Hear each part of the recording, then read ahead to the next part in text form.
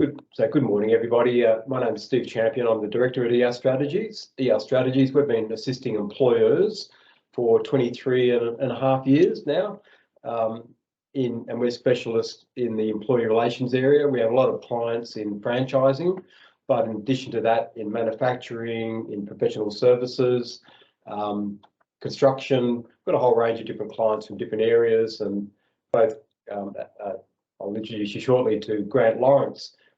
Between us, there's a wealth of experience in a whole lot of different sectors. Grant, do you want to introduce yourself? Yes, thanks, Steve. My name's Grant Lawrence, just working with Steve and the team at the moment. My background, I've been doing what you call industrial relations, employer relations. I don't measure it in years, I measure it in decades now.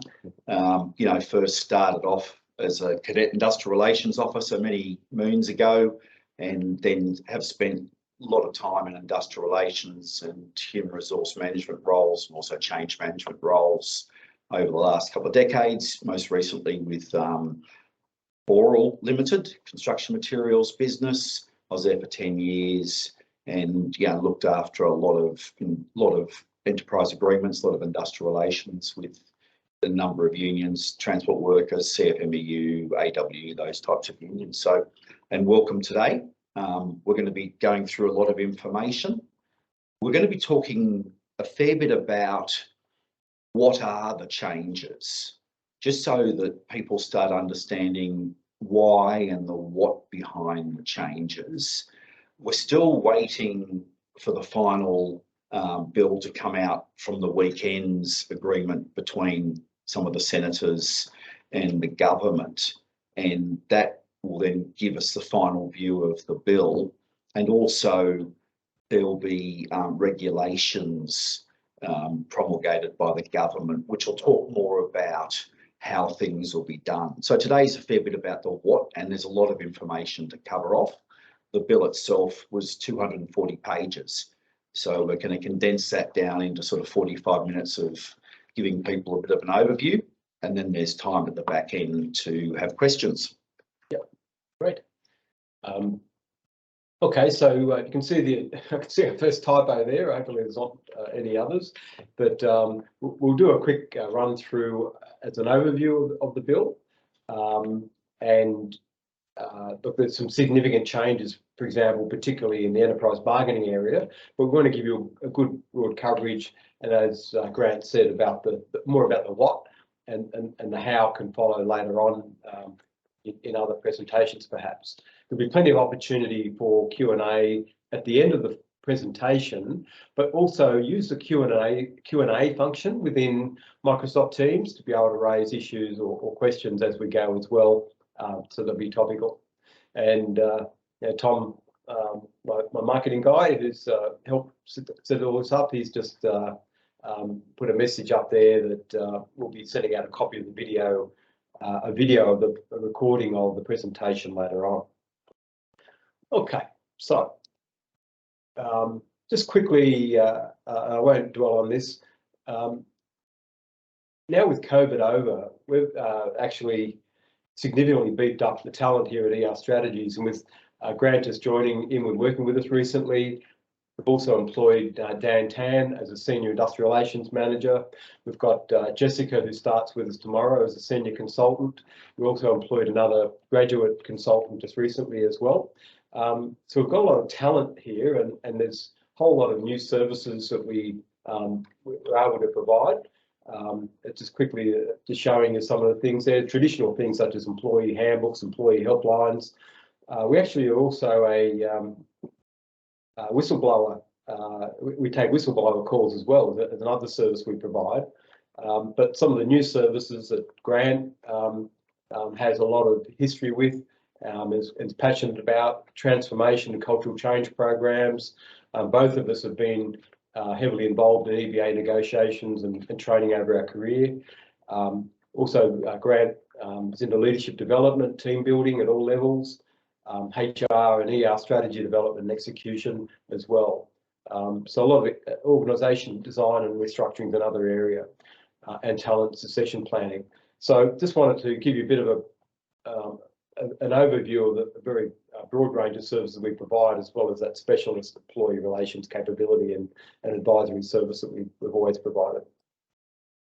Okay, over to you, Grant.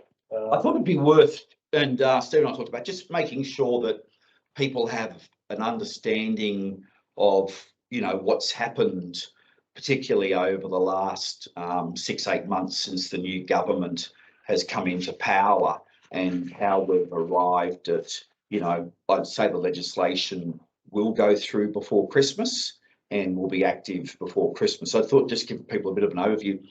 The ACTU, you know, it really has been pushing behind the scenes to move to, particularly around enterprise agreements, you know, whether you want to call it pattern bargaining, you know, more collective bargaining, you know, in the mind of the ACTU, you know, enterprise agreements, they haven't had the penetration across the industries that they would have liked to have had. Also, you know, unions in the ACTU, they like to have an increase in membership, and, you know, their membership, since the enterprise agreements have come into play and other sort of changes legislatively, they're down to about sort of 13 or 14% membership, and a lot of that is in the public sector. So they've been pushing, and some of the unions, like the Transport Workers Union in particular, to try and start moving towards more of a pattern bargaining approach, because that's where they can get some really good wage outcomes. You know, unions like the CFMEU already do it at the moment. You know, they'll get an enterprise agreement into, you know, one electrical company, and they'll push it across the rest of them. So the ACTU's really been pushing this. Everybody probably would have read a lot about the Job Summit. 100 people came together, the ACTU, a number of the sort of the heads of the unions, you know, CEOs of big organisations, government members, you know, had a lot of people there, 100 of them, talking about, you know, how do we increase, you know, employment in the country, and again, what's the union all about? And the ACTU and the government is about increasing wages. So out of that, you know, they published a document which was a set of recommendations, and then they've moved to introducing a new bill. As I mentioned, 240 pages. It's a long bill, and that will form the basis of the Act. Next one, Steve. Yeah. So, and then there've been a couple of amendment bills. We're still waiting on the latest bill that will come out of the agreement that was done over the weekend between Senator Pocock and the government, where Senator Pocock also, you know, got the government to make some changes in a number of areas. And as we go through this, we'll bring some of those to your attention. And also there's been a Senate inquiry. I think that was probably more of a bit of a delaying tactic by certain parties to, you know, get those inquiries up, because definitely there was a push to split the bill into two and push all of the enterprise agreement changes over into the new year, which is now not going to happen. And, you know, our understanding is Parliament this Saturday will be sitting and they'll be looking at passing this bill. So it'll be into legislation. A number of the things will come into force straight away, but a number of things that will go through this will have a delay, just to allow employers and other people to get ready so that they can put the practices in place so they don't get caught out. Okay, so what we're going to do as quickly is I'll just go through a list of the major changes we're going to cover today, because there's a huge amount of changes, as Grant has indicated, with 243 pages. So with the first tranche that are coming in now, flexible work requests, fixed term contract changes, enterprise agreement changes. We'll spend a bit more time on those because there are quite a lot of changes there. Talk about the new obligations on employers in relation to sexual harassment. Also quickly about zombie agreements, because there's a number of businesses out there that have got very old agreements that have been very favourable for them, but that's all going to change shortly. And also pay secrecy. I've got a slide on that. There is talk about the second tranche of changes that Labor's looking at introducing, presumably next year, in 2023, changes the definition of casuals, and also there'll be some impact on gig workers as well. The area of wage theft, which obviously has been very topical in the media for a number of years. The government is looking at criminalising or adding criminalisation to the federal legislation as well, and also some changes in labour hire. So we'll cover that a bit more later on. But primarily, we're going to focus on that first tranche of changes that are coming in, presumably very shortly, once it's passed by Parliament. Over to you, Grant. Right. So, one of the changes that they're bringing in around, just flexible work requests by employees. Now, this is going to be quite an interesting change given what we've gone through over the last couple of years as we've moved to sort of a hybrid working model with people, because of COVID, having a lot of flexibility. Companies have put in place a lot of flexible work arrangements. So I think we've been really moving down this pathway.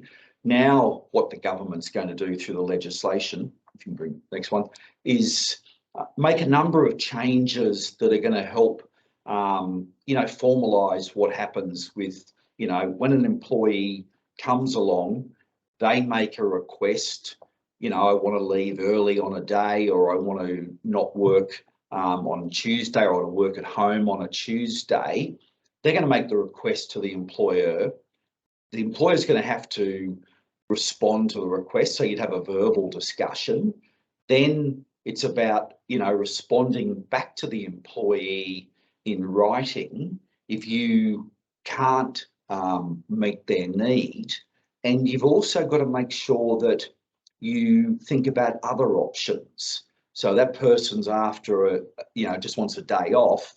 You could look at, hey, could you work from home for that half day?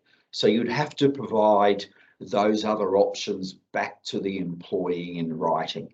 So there's going to be, some good work that will need to be done behind the scenes to make sure that, your people are aware of what your internal processes are going to be. Make sure your managers are aware of all of this so that, you don't end up in the next part of it. And that is, can you bring up, next part of it is that, an employee can now go to Fair Work to seek to have that change made into their employment arrangements. And Fair Work will have the powers. They're first going to be conciliating and mediating about it. And Senator Pocock has requested changes that they really focus around the conciliation side of it and the mediation side of it. So that'll be interesting as to how that actually lands in the wording of legislation. But Fair Work can now arbitrate. So if they looked at what the employee puts and what you put, and they decide that you could, have an operational, get out to allow somebody to work from home, they'll make an order. So it'll be a big change. Again, some of these things will come into play, and it's a matter of when people start understanding them broadly. And I'm sure the unions are going to get out and do a big education to their members, so people will get across these things fairly quickly.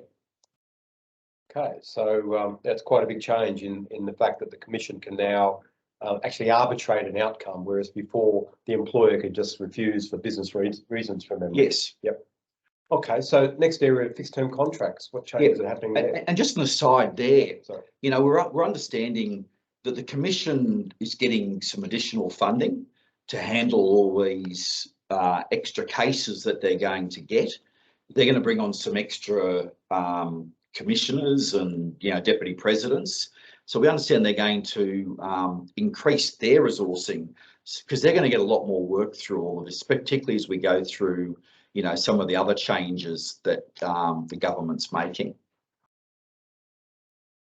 So over to fixed term contracts, what's happening there? So fixed term contracts, this is about the government at the beckoning of sort of the ACT and the unions about, how do they make more people permanent employees. That is their aim.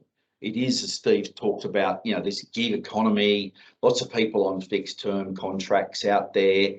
And, you know, how do they not have people on fixed term contracts for 5 or 10 years where those people, you know, they're not accruing leave, you know, they hopefully that they're paying their own superannuation, those types of things. But, you know, we have a lot of contractors who just, particularly in certain sectors, that just stay as contractors and don't come permanently on the books.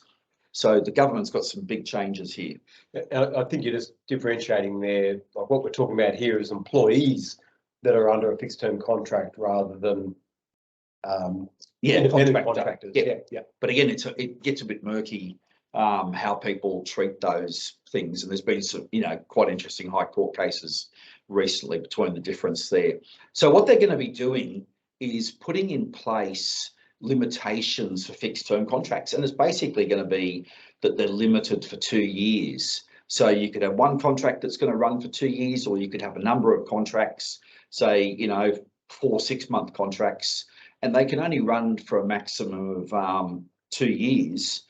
There will be some exceptions, and the critical exceptions will be, you know, if you've got somebody or a role that, you know, for instance, it's a massive project, you know that it's going to be over 4 years, you're bringing somebody into that and they've got, you know, a high level engineering skills, then you could have them in place under that contract, fixed term contract arrangement for more than the 2 years.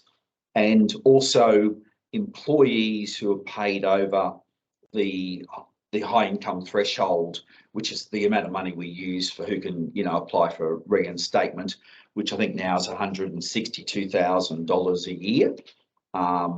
So employees who are on fixed term contracts above that threshold, they will not be covered by this section of the Act. And again, there's been a lot of talk and negotiations by different parties, and there's going to be a 12-month transition. So that was one of the things that was agreed in the First Amendment bill, that 12-month transitional period will be in place so that everybody will be able to get the right processes in place. You know, talk to your people on fixed term contracts, talk about, you know, what you're going to do, what type of ongoing employment arrangements you're going to have in place for them.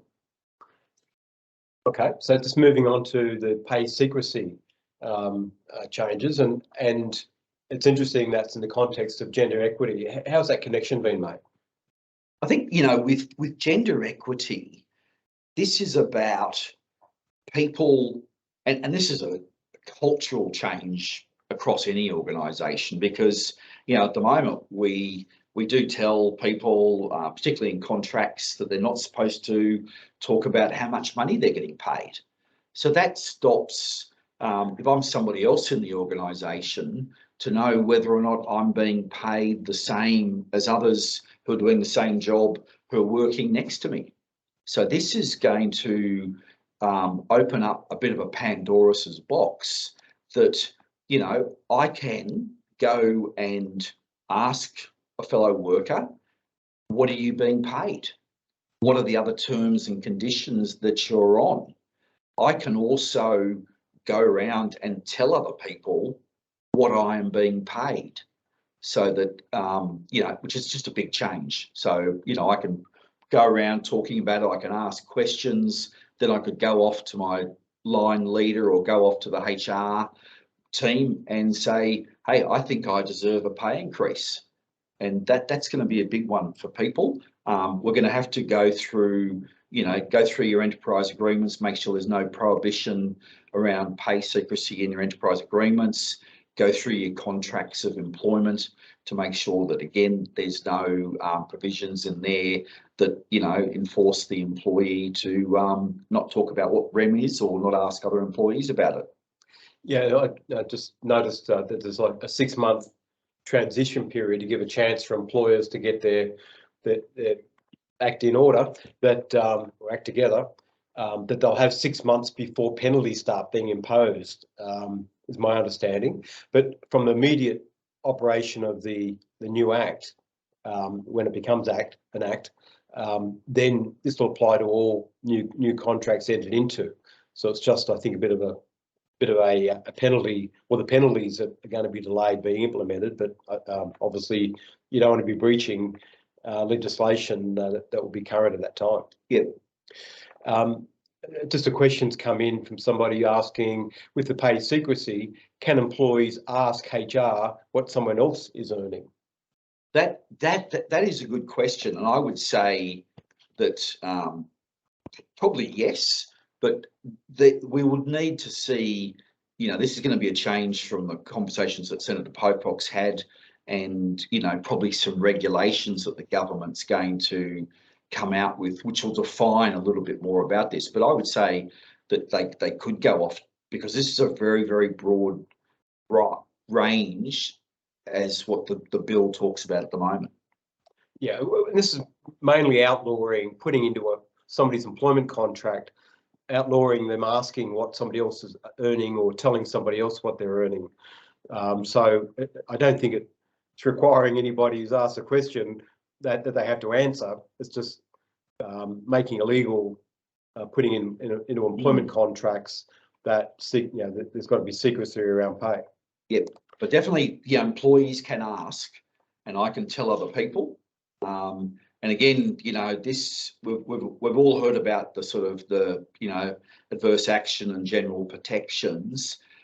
So if somebody goes around asking these questions, just need to make sure that no action is taken by the employer that's going to have any form of negative impact on that person. Otherwise, they've got the ability to seek a general protections claim. And the nasty thing about that is they're uncapped general protections. Yeah. Unlike sort of unfair dismissal cases where you get them capped, general protections can, be as high as the sky sometimes. Okay, so just moving on to the sexual harassment changes in the legislation. What's being introduced is there'll be increased protections against workplace sexual harassment, and also provide a new way of dealing with sexual harassment complaints.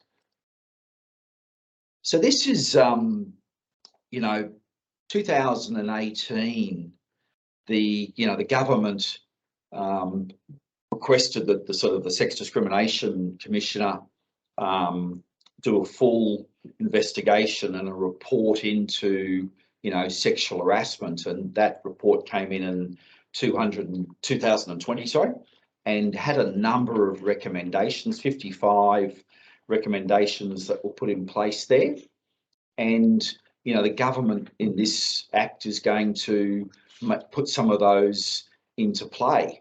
And that is, there's going to be increased protections, and we'll get into that a bit more detail about that at the moment. And also, new ways of dealing with sexual harassment.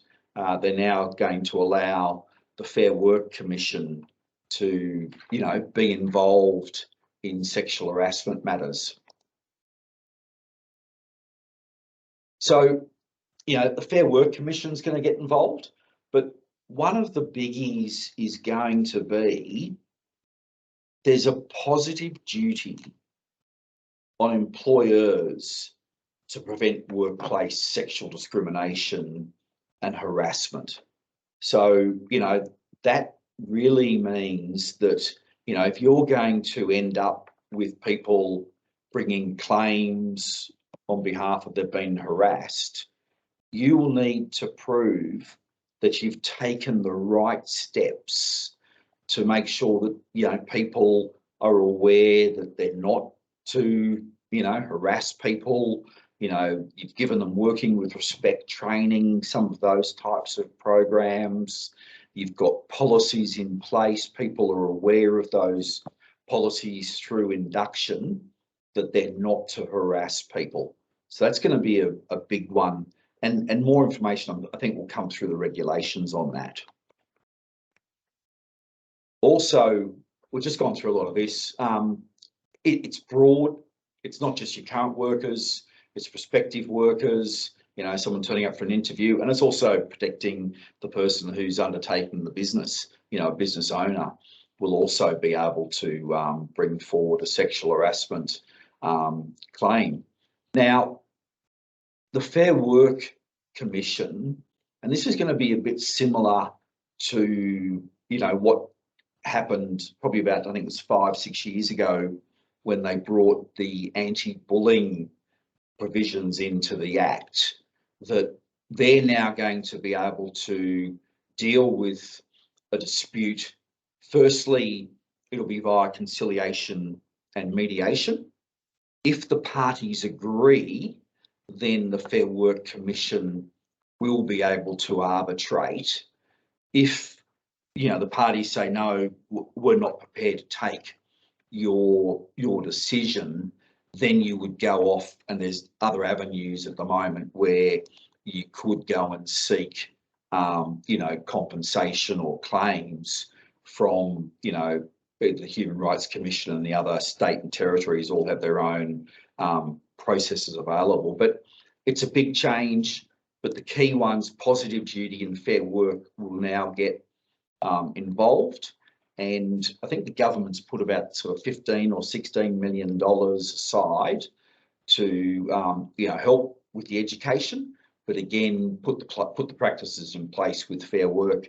They've got the resourcing when they get these additional cases forward. Grant, I might just jump in there and just mention that at the request of some of our clients, we've just recently put together some modules aimed at the employee level, online modules about bullying and harassment, including sexual harassment, and also on discrimination and what the employee's role is in preventing that in the workplace, and the fact that they can also fall foul of legislation if they're discriminating or harassing people as well. So, if anybody's interested, we have our own employment compliance training academy that we've established on the Go One platform, and very happy to talk to you about that as well. I mean, it's such a big cultural piece for organisations to, just have the right environment, that these things just don't happen. And, we're all talking about diversity and inclusion. We need to get the inclusive environment right within all the workplaces. Then we're going to get a lot more diversity. I know everybody is struggling with, trying to attract different people from every walk of life on the planet into your organisations, but you need to create that right environment. And, the sexual harassment, it's been getting so much publicity recently, down in Canberra, Parliament House in New South Wales, and no company would like to have itself on the front page around these things.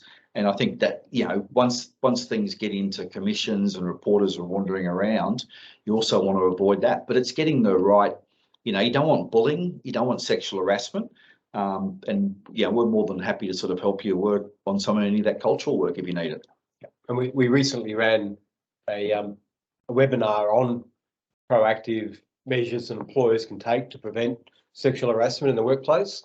And the day after that, the government actually tabled the legislation on the sexual harassment changes. So it was quite timely, and that's on our website. But we will be putting together more resources, more webinars on specific areas such as this as well.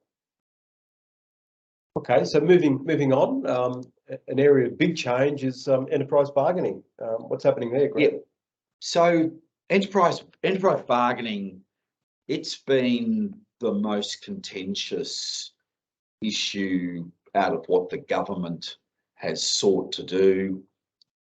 There's been a lot of lobbying since they had the conference. ACTU's been down in Canberra. Some of the big employer organisations have been down in Canberra asking for changes to be made to legislation. You've had CEOs down there as well. Senator Pocock, I think fortunate for him, he sort of former captain of the Australian rugby team. he would have had an enormous amount of pressure on him. He's been meeting people left, right and centre over the last couple of weeks, and it's all been about enterprise agreements and this move to having multi-employer enterprise agreements. So it's a fundamental shift from when enterprise agreements were set up, and that they've been set up and they've been in place, you know, since the 1990s. You know, they first came in place in New South Wales jurisdiction and then pretty quickly moved to federal. But that was about negotiating at the enterprise about, you know, productivity improvements, efficiency improvements for a wage increase.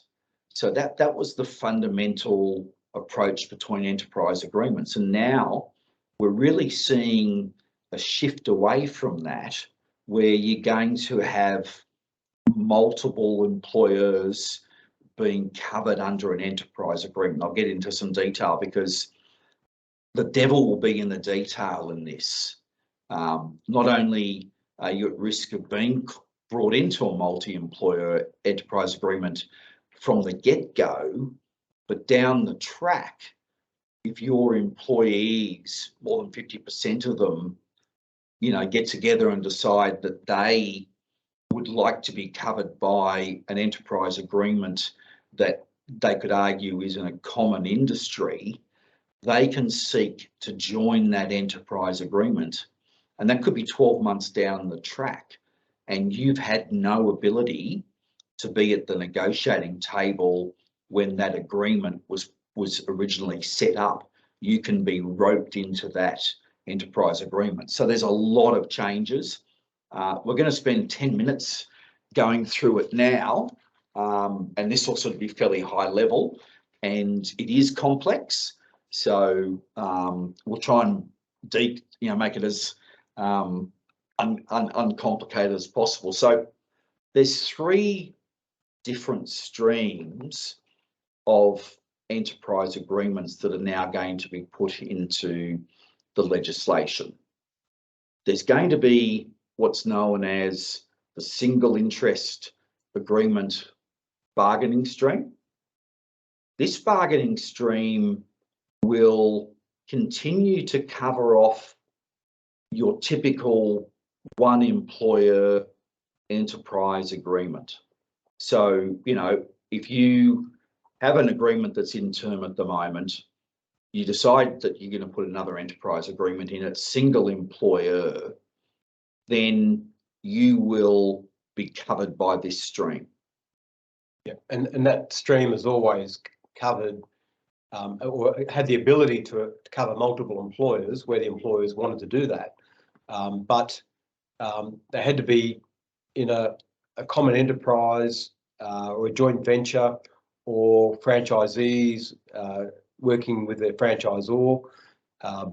But yeah, there were limited areas where you could use that single interest or single interest agreement. So it's quite a significant change here. Yeah, and we'll get to some of the exemptions just down the track in a couple of slides, because, you know, some employers are exempted, you know, straight out if you've got, you know, less than 20, you know, regular people working for your business. And then there's another change that just came in over the weekend. So we'll get to that in a minute. But, you know, this stream covers a single employer enterprise agreement that we've always sort of had in place under the current legislation. What it's also going to cover is, you know, multi-employer enterprise agreements. Now, that is where, you know, the employees out of more than one employer will vote, and each of the employers, you need to get a majority of employees supporting having an enterprise agreement that would cover more than one employer. And then they will apply to Fair Work Australia for a single interest employer authorisation. more details will be in the regulations as to how they're actually going to do it, and what the forms will be that they'll have to do that. But they can go and apply to get one of these, single interest employer authorisations, and once they've got that in play, and you've got more than 20 people, you meet all the tests. They've talked about, what are the common interests, and that could be via location, the same industry, and we're going to see, I think, some pretty big test cases come out fairly quickly, because employers are going to challenge this. So I think there'll be some good test cases as well by the Commission that gives us a bit more guidelines. Again, on the weekend, there's been Senator Pocock's asked for a reasonably comparable test to be inserted, and that, I think, will give people a bit more of a defence against that. So this is the big stream. This is the one that's going to cover most people and has the most change. The next one is the low paid worker bargaining stream.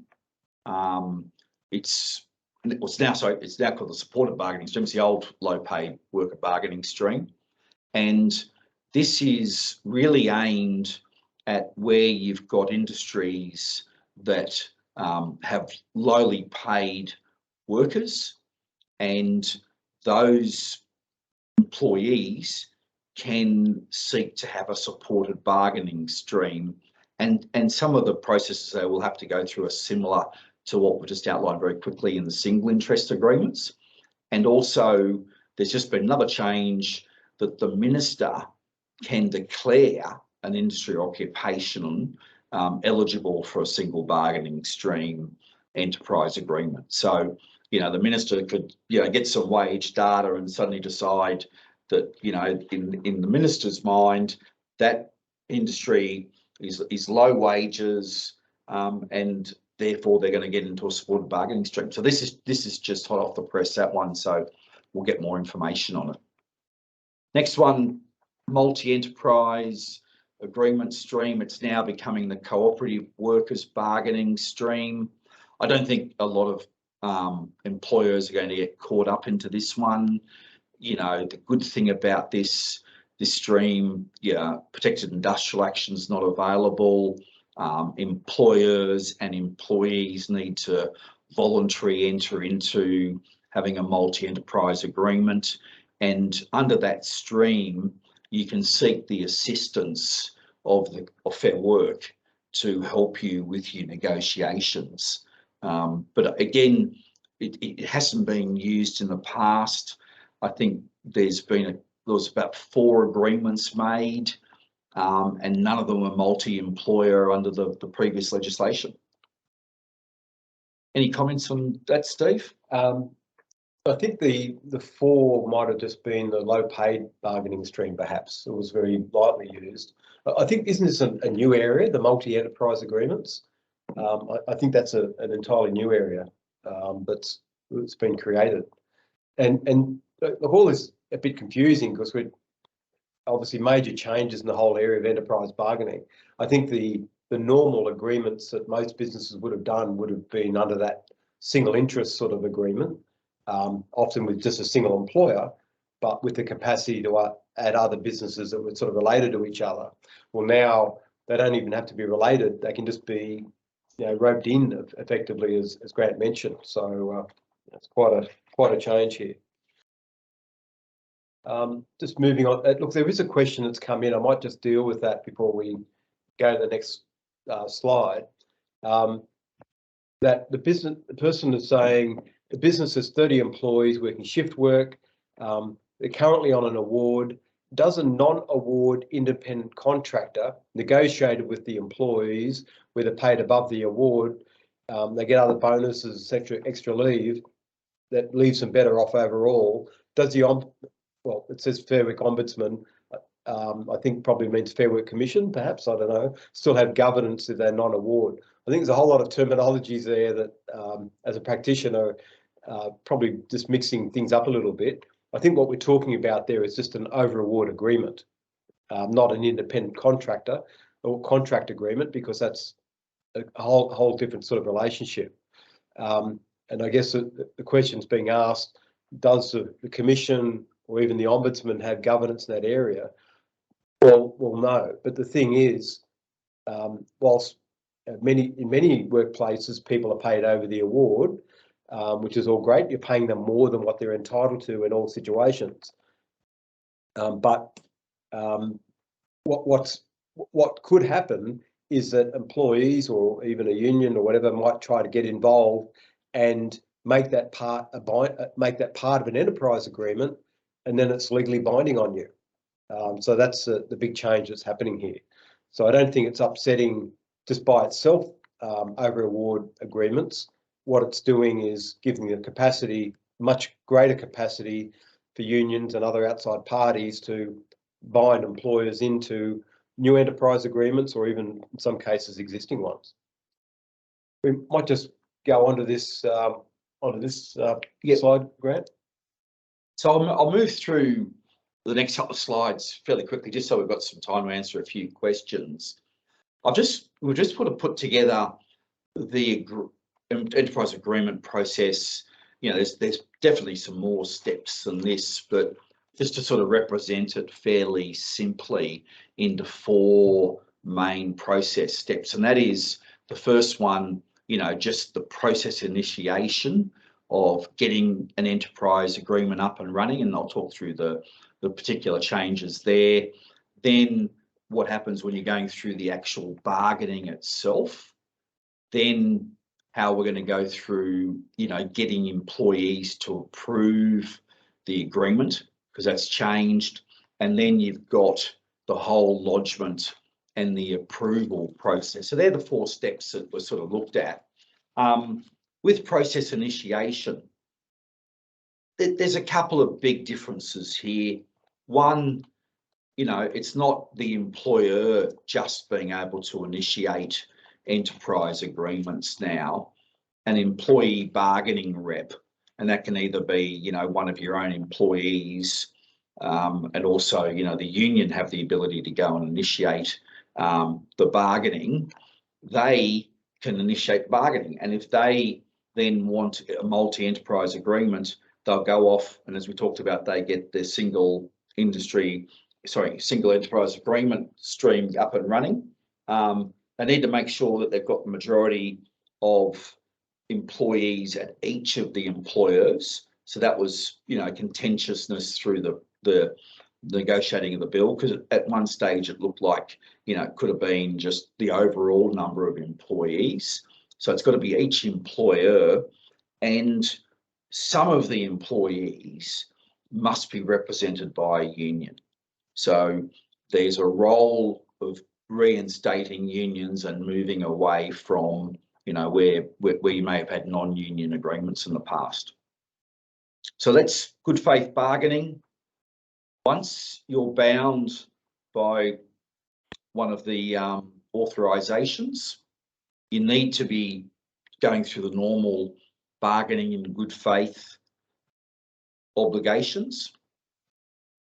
A bit of a change that they've brought in at the moment, if, you know, the union or the employees want to vote for an PARBO protection action balloting order, they just need to, you know, apply, go through the voting process, you know, normally getting the Australian Electoral Commission to put the vote out there, you know, get the vote counted, back to Fair Work, and Fair Work put the rubber stamp on it. Now the change is that before you can get that protection action ballot, Fair Work must conciliate. So that's a bit of a nice mechanism to get the Fair Work Commission involved before you suddenly get industrial action. I won't get too into the technicalities. You know, there are restrictions on the period for industrial action now. So you'll be restricted for only 3 months once the PARBO's up and running to take the industrial action, whereas at the moment you've got a longer period, and then if an employer is going to take some form of responsive industrial action, and you know, the worst ones are, the biggest ones are sort of lockouts. They normally would happen after 3 months, you know, where you've had a situation where you can argue that no longer can you run your business because of, you know, overtime bans or other work practices in place, where you just say enough's enough and we bring that out. So the 3 months is also a plus and minus thing for people, I would say, down the track. And again, we'll see how that plays out. But again, the unions could just then go and, you know, make application for a further protection action ballot. One question that's come in is how are employers protected from unions? Well, I don't think it's really the focus of these changes to be protecting employers. Well, there's some changes that have been made to what the original draft was. Yeah, but certainly the federal government's plan is that there will be more higher wages growth achieved through more enterprise bargaining. So I think enterprise bargaining was really dying a dismal death under the Morrison and previous Liberal governments. But what's happening here now is that the new Labor government is seeking to open up enterprise bargaining, making a much greater driver of wages growth to increase, you know, the wages as a proportion of gross domestic product or whatever. I mean, you've got, you know, I think, yeah, everyone's got to think through what these changes mean for your organisation. You know, the normal, what are the risks that you're going to be facing and how you can mitigate against those things. The biggest is, you know, how do you create the right environment that you don't need third parties to be involved? But yeah, that's not as an easy concept as the words I've just uttered, because, you know, sometimes you might want the right union to be involved in your organisation, and if you had a vacuum, you could get somebody, a union that's not, you know, very, very friendly. You know, I've spent a lot of time keeping certain unions out of organisations, and you can't do that by having a vacuum. And I've seen vacuums, you get the wrong ones and you can get militancy right in there. Just a reminder that in Teams, there's both a chat function and a Q&A function. If you can try to use the Q&A function rather than the chat function, because otherwise you've got to try and look in two places and or want to be looking in the one place.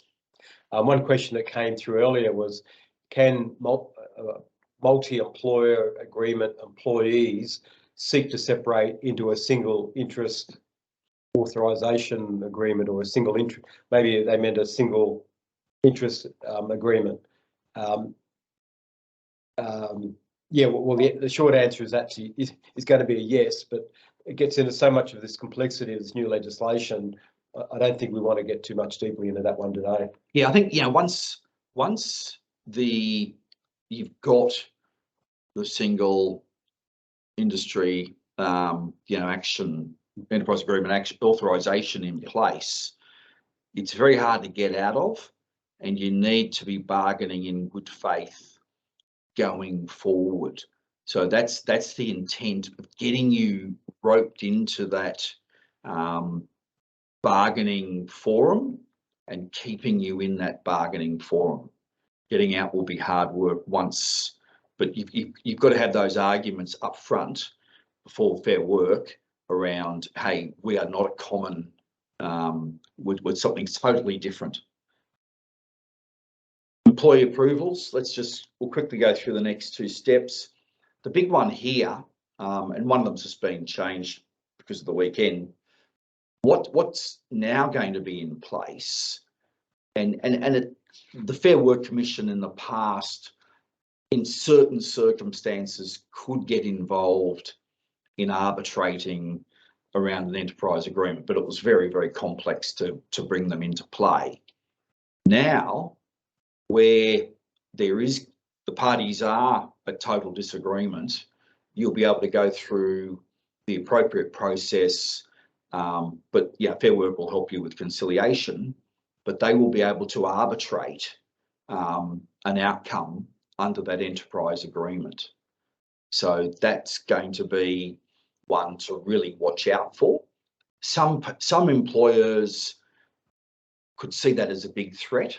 Others, where you haven't been able to make significant change in some conditions of employment, a span of hours or something like that, just because you've been getting, just a blatant no for every enterprise agreement you've been sitting at, then going to Fair Work may not be a bad thing.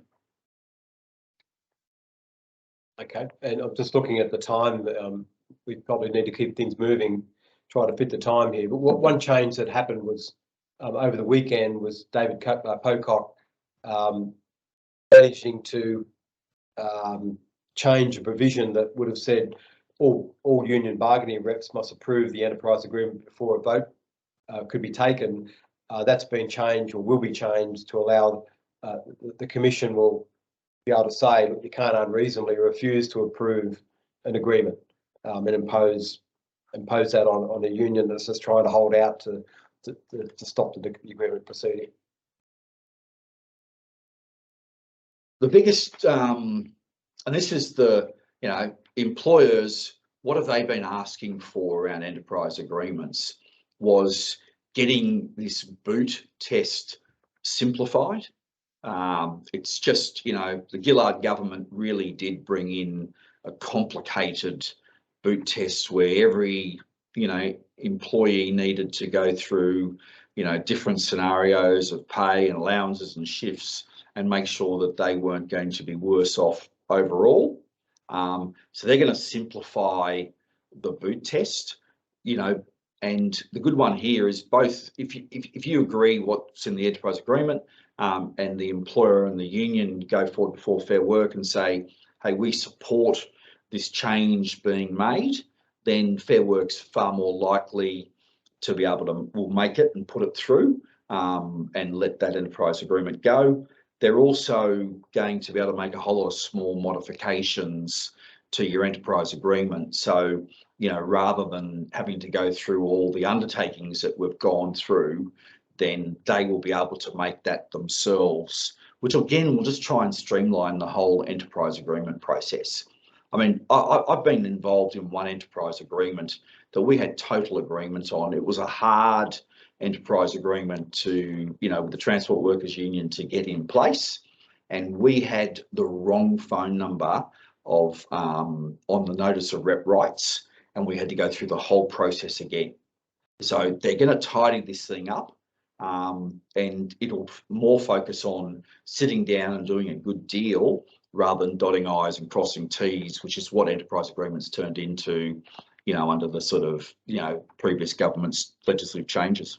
Yeah, I can see some of the questions that are coming through that like this new complexity, having extra streams, it becomes a bit confusing. One of the questions, what is the difference between the multi-employer agreement and the single agreement if multiple employers can be brought into a single agreement? Well, the fact is, to be under a multi-employer agreement, there can't be an industrial action. There can be under the single interest employer agreement, but people under that agreement, or employers under that agreement, have to be, somehow, what's the word? Like comparable, reasonably comparable with each other. Have some sort of connection with each other, maybe geographically or some other reason, rather than just the fact that the union wants to stick a whole lot of them under the one agreement. Yeah. So it is a bit confusing, and this is stuff that needs to be, I guess, gotten used to, the terminology. But just quickly go back to that slide with the new enterprise agreement streams. Like you look at it, just some of the language they're using: single interest bargaining stream. You just read that and you go, that must be a single EA, but it's not. So that there is confusion, but each of those streams you'll be able to have multi-employer agreements.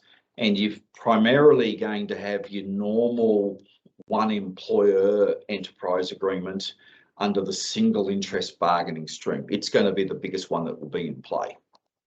Okay, so we're just going to quickly just put some thinking into play around, you know, these multi employer EAs. As you can see, hopefully you can read that slide, but busy. The risks and defences that you know, an employer can take. So some of the risks I touched on it. The ability to be roped into a multi-employer EA. That's something that people need to really keep a good eye out as to how you can avoid. If you see two employers, you know, end up with an enterprise agreement, and you know, you could potentially, you know, be brought into that under the various tests around common interests. How are you going to make sure you don't get roped into that enterprise agreement because you've had no input at the EA up the front? And then, you know, it's going to drive increased union penetration. This is what the unions are about. They want to get their numbers up. Also, they're going to be stretched to handle all this change. Like, they're already busy enough at the moment. So for them to get organised, they're going to have to think this through and probably put some other resources on place, particularly around the enterprise agreements. Industrial actions is going to be more damaging because they could do it across multi-employers. Therefore, you're going to have the consumer not being able to buy something. And we could go back to, you know, the bad old days getting to Christmas time, you know, the breweries going out. Oh, no. Or petrol going out. So the industrial action is going to be a lot worse. Damages to organisational culture. You know, nothing worse than, you know, you having an industrial blue, then you can spend several years trying to get, you know, everybody back on side and aligned with your company. Yeah, I think just watching the time here, we've sort of been dwelling on enterprise agreements for quite some time because it is complex. And I think that's where what we need to be doing is running other sessions specifically about enterprise bargaining and those sorts of arrangements, because they're more important in some sectors than others. I think it's going to overall become much more important for a whole lot of other sectors than it hasn't in the past. But I think we need to have a separate session on enterprise bargaining, given the complexity of these changes. So we might just keep moving forward if we. Yeah. The only one. There's just two I'll highlight. Exemptions. As I said, you're a small business. You've got 20 regular people, and that's the language at the moment. But you know, the final bill will hopefully come out in the next couple of days. You're in interim agreement you can defend, but the biggest one that's just come in on the weekend is if you've got less than 50 employees, the onus is going to be on the union to prove that, and this is the new language, was reasonably comparable, which is a subset of what the common interest test will be. So you will have some arguments about saying, we don't think we should be covered by that multiple, you know, multi-employer enterprise agreement. Okay, so we'll just move forward. I know there's some other questions coming in. Just quickly, very quickly, about zombie agreements. What's a zombie agreement? There were a lot of agreements that were done prior to the Fair Work Act even coming in, and that's harking back to the old work choices period of you know, the then Howard government, where some employers were actually getting very beneficial to the employer agreements in place, and they still exist. So basically, under these enterprise agreements, the only real need is to pay people just at least a base rate under the award. But in many situations, there's no penalty rates payable for nights, for shift work, for weekends, public holidays, all that sort of thing. So you've got some employers out there with a real benefit by being under these zombie agreements. So what's going to happen is there's going to be a 12-month sunset period for cancellation of those agreements. The employer will be required within 6 months to tell employees they're under those agreements. The zombie agreement can be extended for up to 4 years by the Fair Work Commission, but it's going to require employees to be basically better off than what they would be under the award. So I think, to be honest, a lot of these zombie agreements are just going to disappear. And then people go back to either the modern award or have to negotiate a new enterprise agreement. So just looking at the second tranche of IR changes that the Labor has foreshadowed is going to happen, changes the definition of casuals. You go, well, hold on, that's just happened, hasn't it? That happened under the Liberal government. Well, what's going to happen is it's going to be an amended definition of casual employment by legislating an objective test to determine whether the worker should be classified as a casual employee or not. It'll provide a clearer pathway for casuals to get to permanent employment based on their ongoing employment relationship, what the nature of that relationship is. It's what the recent changes that came into the Fair Work Act under the Morrison government was that, it's what the initial arrangement was that would continue on. So if an employee was employed as a casual, it was very hard to for that to stop happening, and they somehow transitioned to permanent employment. So obviously the Labor government isn't satisfied with that, probably partly at the behest of the ACTU. So we can expect some changes in that area. Also with gig workers, a lot of delivery drivers, for example, are under gig worker arrangements. The Commission will be able to make orders for minimum standards for new forms of work, such as gig work, and determine what rights and obligations will apply. So previously, this has been outside really the area of the Fair Work Commission because they're not employees.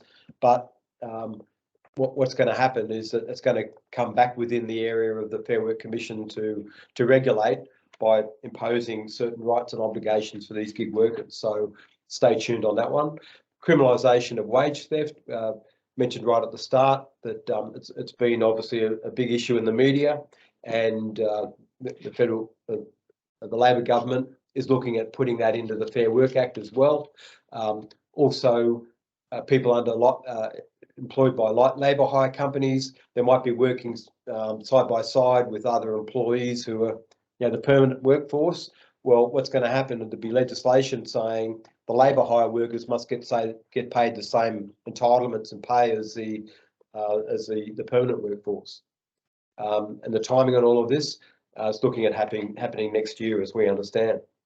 Especially if you look at how quickly they've moved on the changes that they've made, and they've made quite wholesale changes fairly quickly.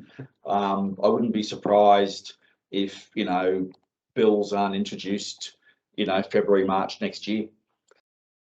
Okay, so just moving on, this is an area of special passion for Grant.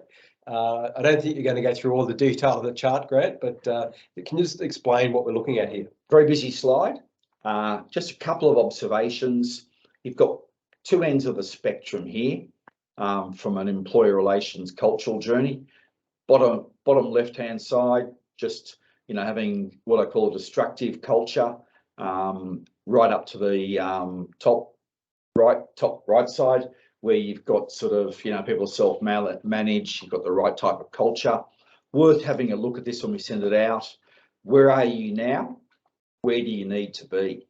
That suits your business, that adds the most value creation to what you need to do for all your various stakeholders. So I think it's a good thing to think proactively around, where do you want to go with your workforce, particularly from an employer relations point of view. Where are you now and how are you going to get there?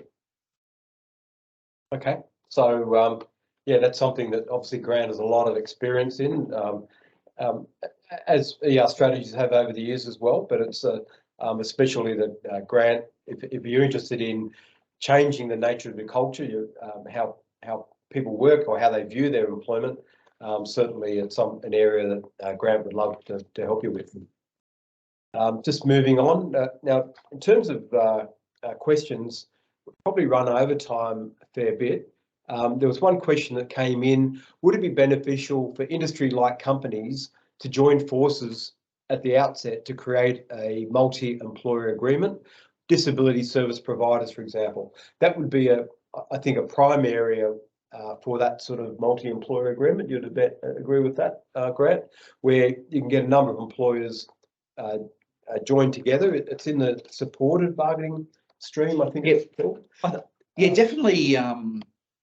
a cooperative workplace bargaining strategy. Yeah, but it's about being proactive enough to understand what's going to be the most beneficial. And we've had this ages-old debate around, you know, people being singly employed on common law contracts of employment versus being under collective arrangements. So you need to sort of just think through what's the best way of employing your people, but also how this legislation is going to come across. And the unions will be mobilising on this. They won't be asleep over Christmas. They'll be thinking about how they're going to get moving. Some of them have already done a lot of work in the past by getting their enterprise agreements to have common expiry dates. So they're the ones that where they've organised that already. As soon as they've got employers that don't have in-term EAs, they're going to be out there going, let's start joining you up and pushing. You know, we'll find one of them paying, you know, $34 an hour and the other's paying $27 an hour and pushing you up to $24, so $32. You need to think through this and have a strategy and get that agreed with your organisation and your leaders. Yeah, look, I think some of the questions have been quite valid questions because this is all pretty confusing. There's new streams being developed, and well, what's all this mean? Like you can have multiple employers under a single interest agreement. You know, like it's just confusing terminology. So that's where, rather than dealing with the how, what we were trying to get through today was rather what's happening, and we will get as next steps there. We'll have more workshops and webinars on specific areas such as the enterprise bargaining changes once the legislation's all fully out there and we can see it, analyse it. But even things like sexual harassment, the proactive or the obligation on an employer to proactively prevent sexual harassment in the workplace. There have to be special programs you put in place to make sure that's happening. So otherwise the employer is going to be liable. So we will be running more workshops on the specific areas. We're also putting out newsletters on the changes. As things change, we'll be putting out information. Like we recently put out a newsletter about a week ago about the reforms, even though they hadn't been finalised at that point, because we want people to have time to absorb a lot of this and not be sort of completely dumbfounded when there's a huge change going on in the industrial relations legislation in Australia. So we'll continue to bring information out. The other thing, we are recording this webinar, so just keep an eye on your inbox for a recording of the webinar. And look, if you're concerned about all these reforms, you don't know where to start, well, obviously, we'd love to be able to assist you. We are employee relations experts, having a strong team here over many years, but we've added to that just recently, and with Dan Tan and with Grant coming on board. So we'd love to be able to help you. And we've got support packages starting at just $2,500 a year. And that includes GST, and you can pay it off monthly. We are very available and amenable to different employers. And as we put up some of the services we can provide at the outset of this webinar, there's a whole range of different services we can provide, going beyond just the old reactive industrial relations approach to actually quite proactive employee relations, and even getting into the human resource area to make sure that you've got the sort of workplace that you aspire to. We just wanted to get across to you that we'd love to be able to help you.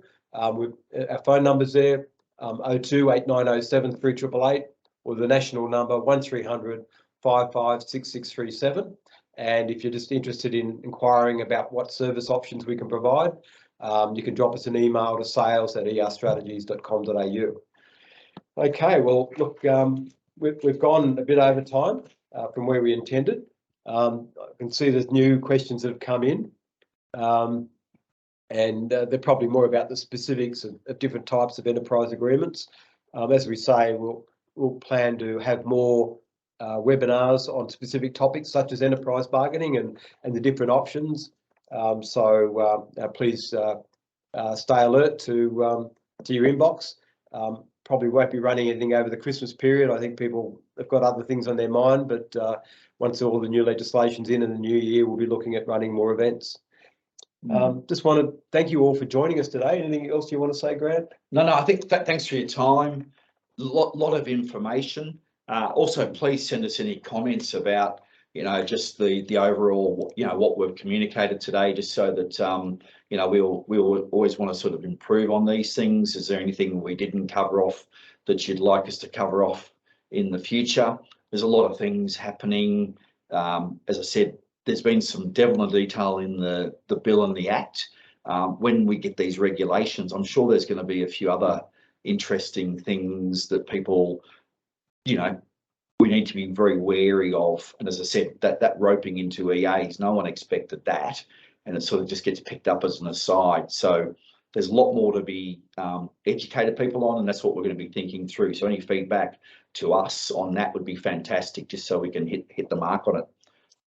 Okay, thanks very much for your time and attendance today, and look forward to working with you, a number of you, and our ongoing clients, but also anyone else that would love to use our services or would like to use our services. We'd love to be able to help you. So thanks very much, and have a great day. Yes, thank you. Bye-bye.